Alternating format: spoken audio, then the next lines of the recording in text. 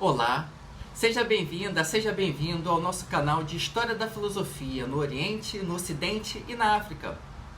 Nesse vídeo, nós começaremos a caminhada pela história da filosofia no continente africano.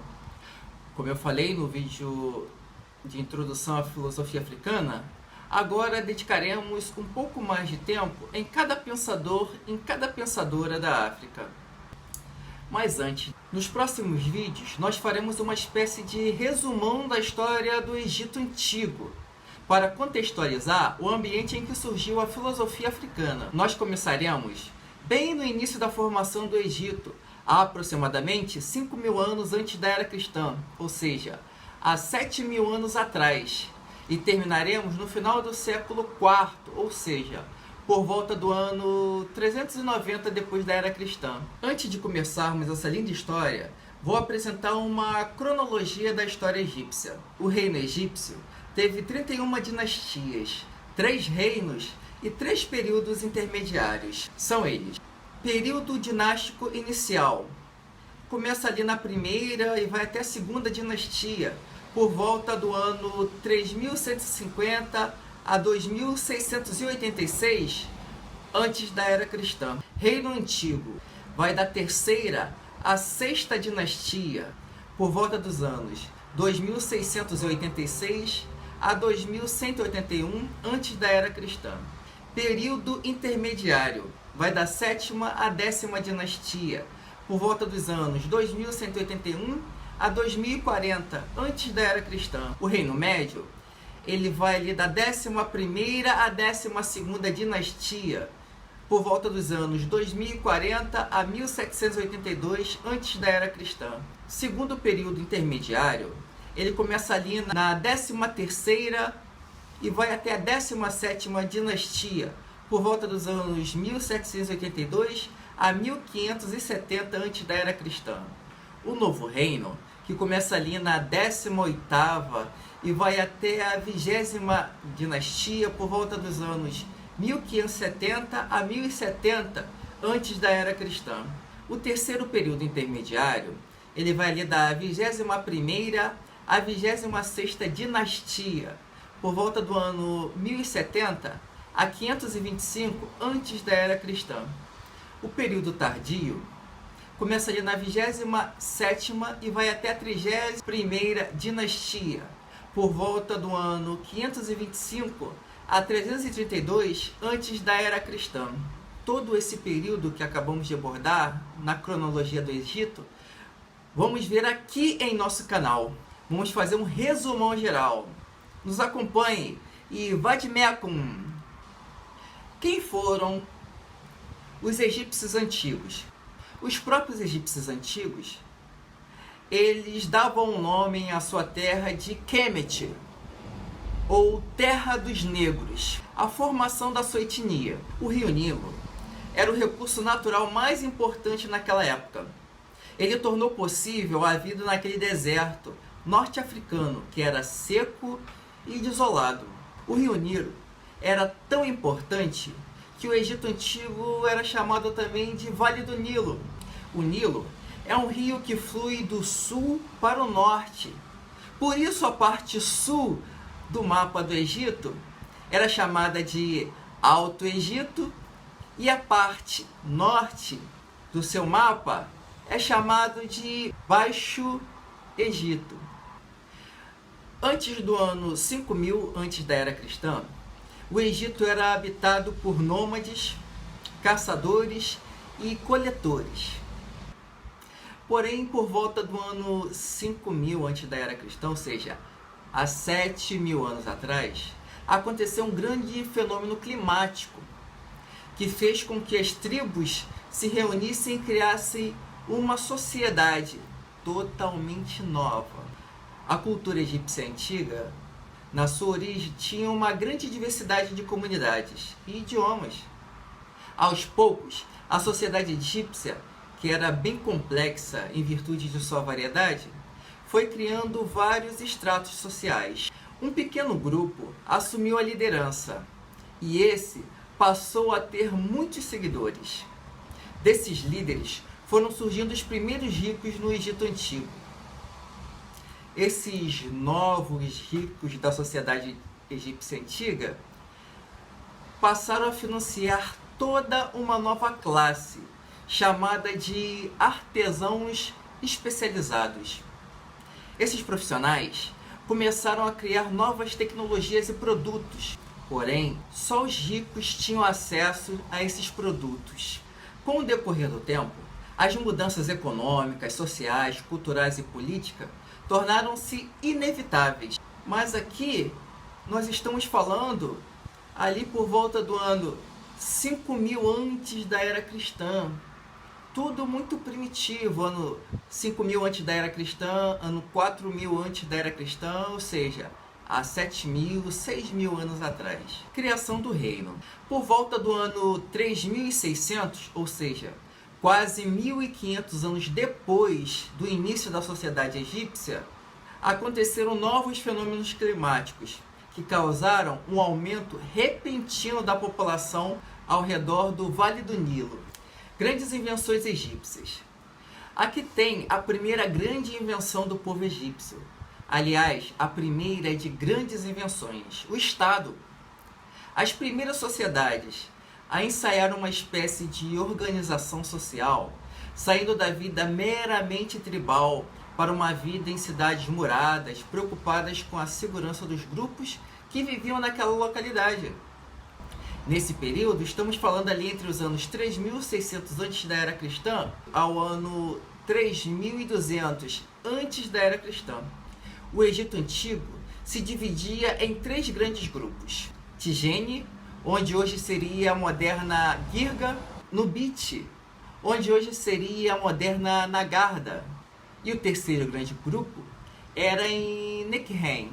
Essas 3 grandes regiões tornaram-se rivais entre si, até que por volta do ano 3000 antes da era cristã, Narmer, ou Menes, como era conhecido, que era da primeiro grande grupo, como eu citei, era de Tigene, vence as outras 2 regiões e unifica o Antigo Egito, tanto o Alto quanto o Baixo Egito, tornando-se o primeiro rei do Egito, ou faraó.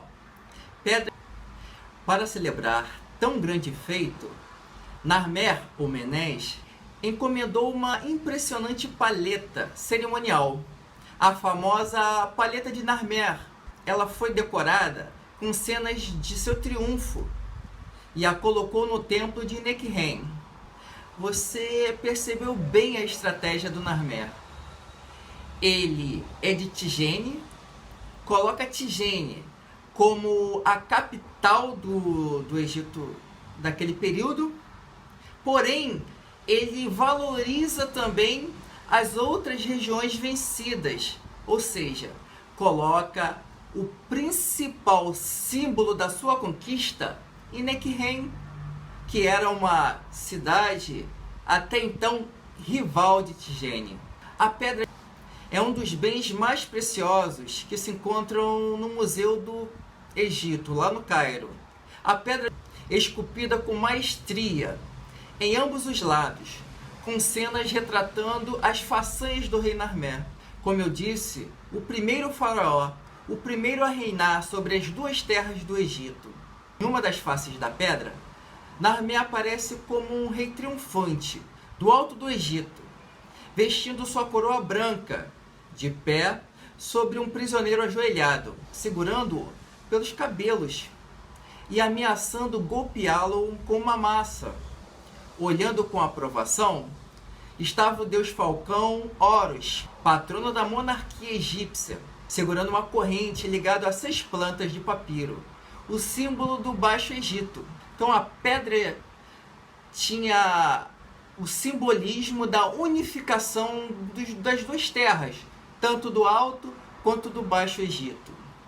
Na outra parte, no verso da pedra, Narmer é mostrado usando a coroa vermelha do Baixo Egito e inspecionando 2 fileiras de corpos decapitados, cujos órgãos genitais foram decepados. O objetivo da pedra de Narmer era representar o poder e a força por trás do governo faraônico, o Egito e outros povos antigos. Só para você ter uma noção histórica, mais clara desse período de que estamos falando, de quanto o Egito é antigo, o quanto ele inovou na história da humanidade.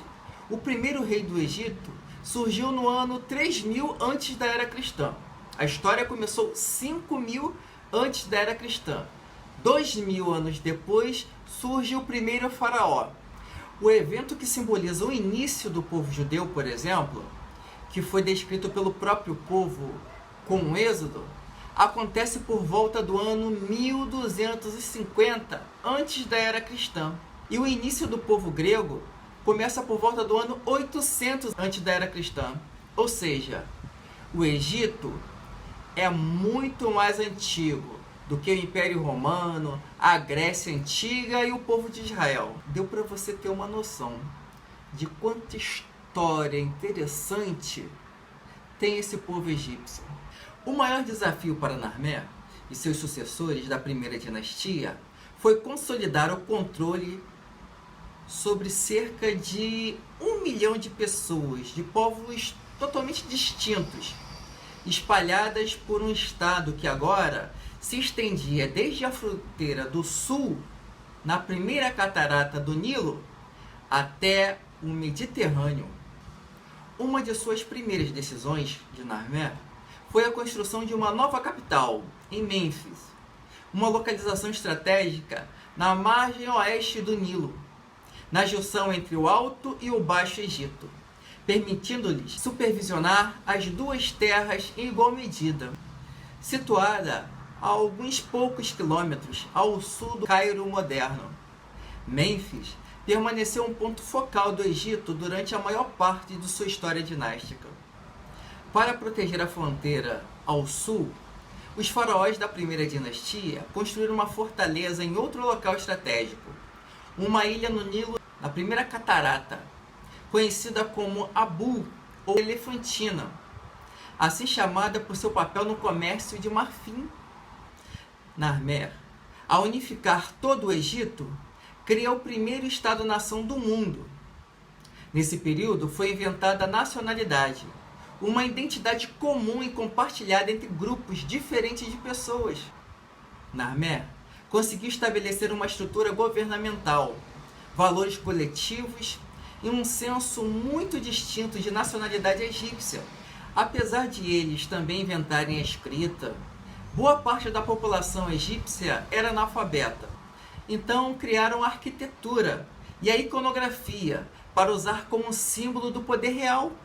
De Narmer até Cleópatra VII, um governante que procurava ser reconhecido como um verdadeiro rei ou rainha do Egito, tinha que se equilibrar e governar os dois opostos, o Alto e o Baixo Egito, a Terra Preta e a Terra Vermelha, o reino dos vivos e o reino dos mortos. Um verdadeiro rei do Egito tinha que administrar os aspectos sagrados e seculares da vida. Assim como ele era chefe do Estado, era também um deus na terra. O Egito cria a teocracia como regime de governo. Então, essa foi a primeira parte do resumão de história do Egito Antigo. Você que gostou, se inscreva no nosso canal, dê o seu like, compartilhe o conteúdo desse vídeo entre seus amigos, nas suas redes sociais, familiares e ajude a divulgar o conteúdo de história da filosofia. Até o próximo vídeo.